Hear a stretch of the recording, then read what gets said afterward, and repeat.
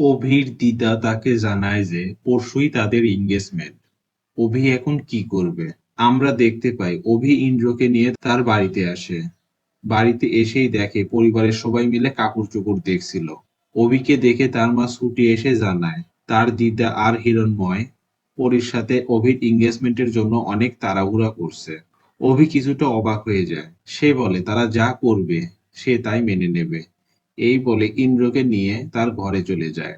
ইন্দ্রকে নিয়ে ঘরে গিয়ে অভি বলে সে ছুটিকে পরশুই বিয়ে করবে। সে ছুটির মোবাইলে একটা মেসেজ করে জানিয়ে দেয়। ছুটি অভির মেসেজ দেখে চমকে যায় এবং তার হাত পা কাঁপতে থাকে। ছুটি তার বাবাকে বাঁচাতে নিরুপায় হয়ে অভির এই প্রস্তাবও মেনে নেয়। এদিকে ঝুমকিকে দামি পুরস্কারের লোভ দেখিয়ে রুমা আর তার দাদা বাইরে নিয়ে আসে। তারা ঝুমকিকে মাথায় গান ঠেকিয়ে বলে যে আগামীকাল আদালতে গিয়ে তাকে মিথ্যে সাক্ষী দিয়ে আসতে। তারা যখন ঝুমকিকে গান পয়েন্ট করে ভয় দেখিয়ে মিথ্যে সাক্ষী দেওয়ার কথা বলছিল, তখনই অভি বাড়ির বাইরে বাগানে হাঁটছিল।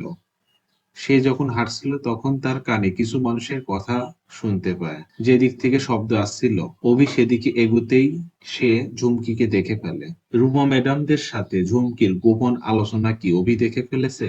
আপনার কি মনে হয় কমেন্টে জানাবেন।